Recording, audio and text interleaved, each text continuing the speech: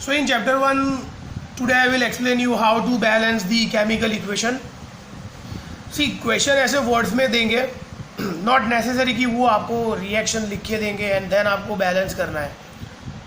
If they are asking in 3 or 4 marks then they will give you 1 sentence. उसके ऊपर से आपको skeletal equation बनाना है. आपको मालूम है स्केलेटल इक्वेशन का मतलब क्या होता है? The equation which is not balanced. And then आपको वो इक्वेशन को स्टेप बाय स्टेप बैलेंस करना है. So we are starting with the easiest equation. Question number 1, ये क्वेश्चन एग्जाम में देंगे कि when nitrogen gas and hydrogen gases are reacting with each other they form ammonia gas. Right. तो आपके पास क्या है? नाइट्रोजन गैस मतलब N2 और गैस लिखना होता है. हाइड्रोजन गैस मतलब H2 gas. And what you are getting? Ammonia gas. Right. तो इक्वेशन का फॉर्मूला, केमिकल फॉर्मूला आना ज़रूरी है. अमोनिया मतलब NH3. सबके नीचे मैंने गैस लिखा है. तो पहले हम करेंगे बैलेंसिंग ऑफ नाइट्रोजन. क्या लिखेंगे हम? देखो ये स्टेप बाय स्टेप कैसे करते हैं. बैलेंसिंग ऑफ नाइट्रोजन 3 या 4 मार्कर के लिए, अगर 1 मार्क में आता है तो डायरेक्ट बैलेंस कर देने का इक्वेशन लिख के. Balancing of nitrogen, number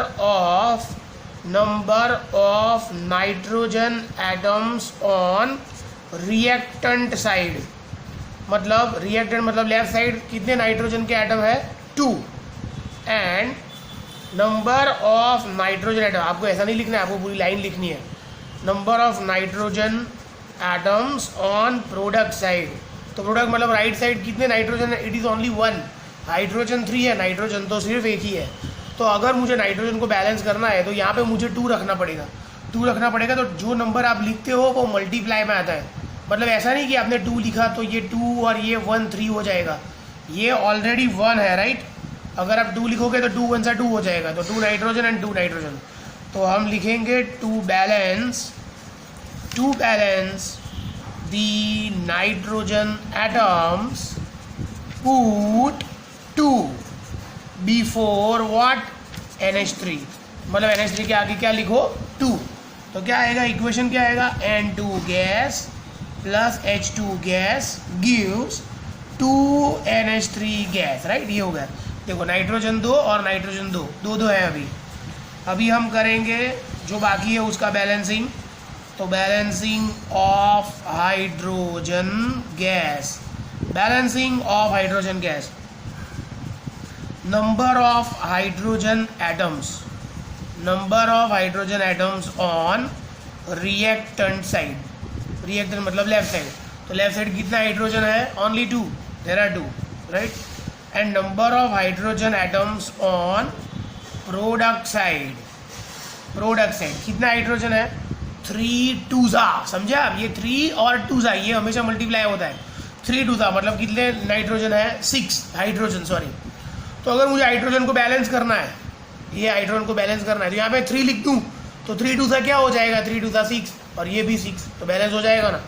so line लिखेंगे to balance the number of hydrogen atoms put 3 before H2. Put 3 before H2. तो N2 गैस प्लस ये क्या होगा? 3H2 gas gives 2NH3 gas. ऐसा होगा ना. देखो 2 नाइट्रोजन 2 3 6 हाइड्रोजन 3 2 6 हाइड्रोजन. हो गया बैलेंस. तो above equation is a balanced chemical equation. Above equation is a balanced chemical equation. तो ये हो गया.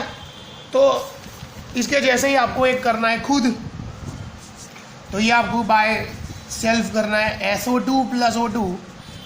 चलो मैंने आपको दे ही दिया, इक्वेशन ही दे दिया. ये आपको बैलेंस करना है बाय योर सेल्फ. बहुत ईजी है. Sulphur dioxide gas when reacting with oxygen it will make sulfur trioxide gas. right. Sulphur dioxide का ऑक्सीडेशन करोगे, जो रिएक्शन में ऑक्सीजन ऐड होता है वो रिएक्शन को बोलते हैं ऑक्सीडेशन. तो सल्फर डाइऑक्साइड का ऑक्सीडेशन करोगे तो सल्फर डाइऑक्साइड बनेगा. ये आपको खुद करना है और मुझे लिख के भेजो स्टेप बाय स्टेप.